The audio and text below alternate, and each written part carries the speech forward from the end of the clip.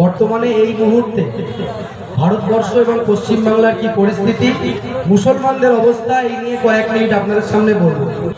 যেহেতু সাংবাদিকতা করি, দেশ এবং রাজ্যের বিভিন্ন জায়গায় যাই, পরিস্থিতি দেখি, পরিস্থিতির শিকার অনেক সময় অনেক মানুষের সঙ্গে তাদের ইন্টারভিউ বা তাদের খবর তুলে ধরি, সেই জন্য কিছু বিষয় আপনাদেরকে বলবো।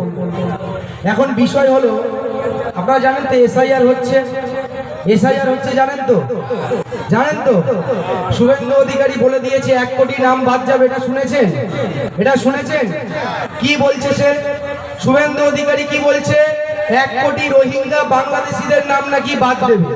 আচ্ছা, রোহিঙ্গা বা বাংলাদেশিদের নাম যদি বাদ দেয়, আমাদের কারোর কি কোনো আপত্তি আছে? বনগা লোকালে কি রোহিঙ্গারা যায়? ক্যানিং এ কি রোহিঙ্গারা থাকে? বাংলাদেশিরা থাকে? কারা থাকে? ভারতীয় মুসলিমরা থাকে। তাহলে এই ভারতবর্ষের যারা বাসিন্দা, তাদের এত আতঙ্কিত হওয়ার কারণ নেই। সময় এখনো যেটুকু আছে, কাগজপত্র ঠিক করে নিয়ে নিজেদের যে পদ্ধতি আছে সেগুলো অবলম্বন করে 2026 সালের যে ভোট আসবে, এই বিরোধী শক্তি, ইসলাম বিরোধী শক্তি, কোরআন বিরোধী শক্তি, মানবতা বিরোধী শক্তি, বাংলা বিরোধী শক্তি, এই শক্তির বিরুদ্ধে আপনারা ভোট দিয়ে এই আকাশ থেকে কালো মেঘটা সরাতে পারবেন? হাত তুলে বলুন।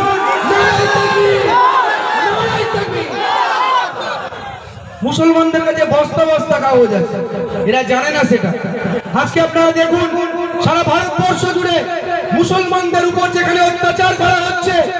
আচ্ছা, নরেন্দ্র মোদী, শুভেন্দু অধিকারী বা বিজেপির নেতা কর্মী মন্ত্রী, ওদের যে বাহিনী আছে, ওরা এই জানে মুসলমানদের মধ্যে যে তাবলীগ আছে, দেওবন্দি আছে, ফুরফুরা আছে, আহলে হাদিস আছে, লম্বা টুপি, গোল টুপি, চেরা পাঞ্জাবি, কেউ গোপ চেঁচে দেয়, কেউ গোপ ডেকে দেয়, কেউ এক মুষ্টি রাখে, কেউ আবার পুরো ছেড়ে দেয়।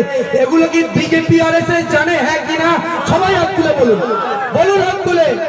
তাহলে আমরা নিজেদের মধ্যে কেন বিভেদ করি?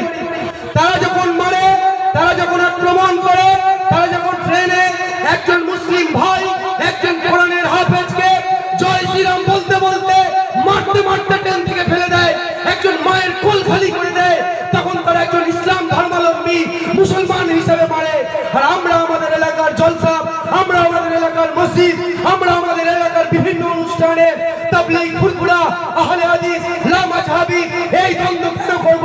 আজ থেকে এই দ্বন্দ্ব বন্ধ করবেন। হাত তুলে বলুন, বন্ধ করবেন ইনশাআল্লাহ।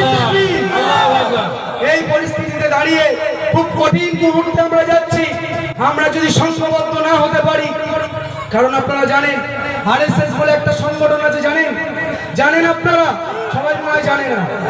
আরএসএস বলে একটা সংগঠন আছে, বিশ্ব হিন্দু পরিষদ বলে একটা সংগঠন আছে, হিন্দু যুব সেনা বলে একটা সংগঠন আছে, বজরং দল বলে একটা সংগঠন আছে, জানেন তো? আরে হাত তুলে বলুন না, জানেন তো?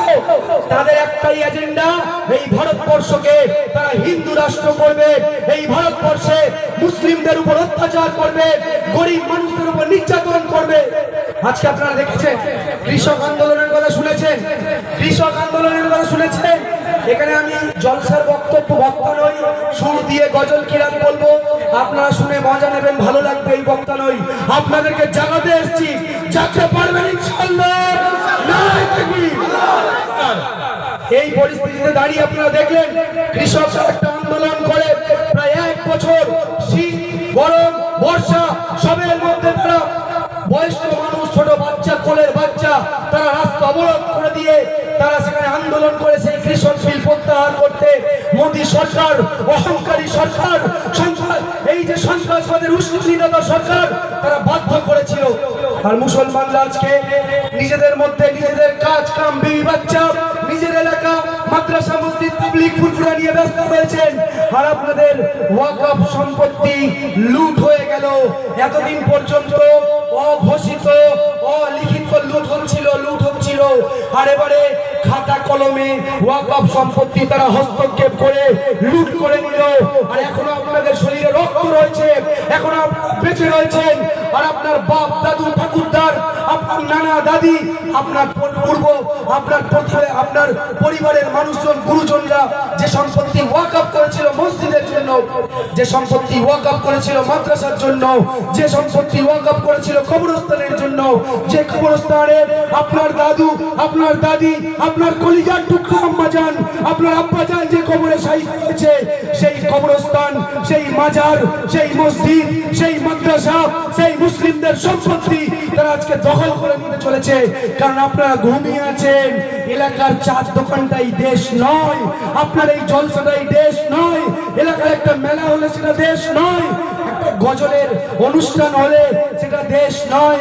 দেশ অনেক বড়। শেষ 1 মিনিট আপনাদেরকে বলবো, ছেলে মেয়েদেরকে পড়াশোনা শেখান। যেমন আপনার ছেলে কোরআনের একজন হাফেজ হবে, একজন আলেম হবে, এতে কোনো বাধা নেই। এতে আমাদের ভারতের সংবিধানেও বাধা নেই, আর ইসলামেতেও তার জন্য জান্নাত লেখা রয়েছে। একই রকম ভাবে আপনার সন্তান যদি একজন সুশিক্ষিত হয়, ডাক্তার, মাস্টার, ইঞ্জিনিয়ার, উকিল, ব্যারিস্টার, এটা খুব সহজ, খুব কঠিন কাজ নয় ভাই। আমরা বাড়িতে যে ফল সিলিং করছি, যে সাজাচ্ছি, বড় বড় বাড়ি, গাড়ি, জায়গা, জমি, আমরা এগুলোকে বাদ দিয়ে আমার সন্তানদেরকে যদি সম্পদ বানাতে পারি, আলাদা করে আর সম্পদ দরকার হবে না। দুটো রাস্তা আমাদের সামনে খোলা আছে, বাঁচতে গেলে দুটো রাস্তা খোলা আছে। 1 নম্বর রাস্তা হলো রাজনৈতিক শক্তি অর্জন করতে হবে, যেটা এই মুহূর্তে ভারতবর্ষে বা পশ্চিমবাংলায় দাঁড়িয়ে আমাদের পক্ষে সম্ভব নয়। কিন্তু দ্বিতীয় রাস্তা আমাদের জন্য পরিষ্কার খোলা রয়েছে। আপনারা যদি একটু চেষ্টা করেন, মায়েরা, বাবারা, ভাইরা, একটু যদি ত্যাগ করে, একটু যদি চেষ্টা করেন, কলকাতা হাইকোর্টের আইনজীবী মোফাক্কেরুল ইসলামের মতো আইনজীবী আপনার এলাকায় আল্লাহ চাইলে ইনশাআল্লাহ 10 জন 20 জন হতে পারে কি পারে না ভাই? পারে না? আল্লাহ পারেন তো, আল্লাহ পারেন তো। আপনাদের চেষ্টা করতে হবে তো নাকি? চেষ্টা করতে হবে তো নাকি? ইনশাআল্লাহ। আমাদের সামনে যে রাস্তা খোলা, সেটা হলো ছেলে মেয়েদেরকে পড়াশোনা শিখিয়ে আপনার এলাকার যে স্কুল আছে সেই স্কুলে টিচার করতে হবে। আপনার এলাকার যে হসপিটাল আছে সেখানকার ডাক্তার করতে হবে।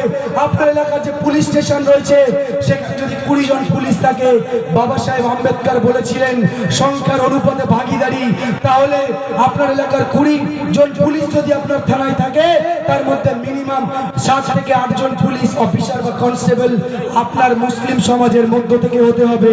ইনশাআল্লাহ চেষ্টা করবেন, চেষ্টা করবেন। নারায়ে তাকবীর।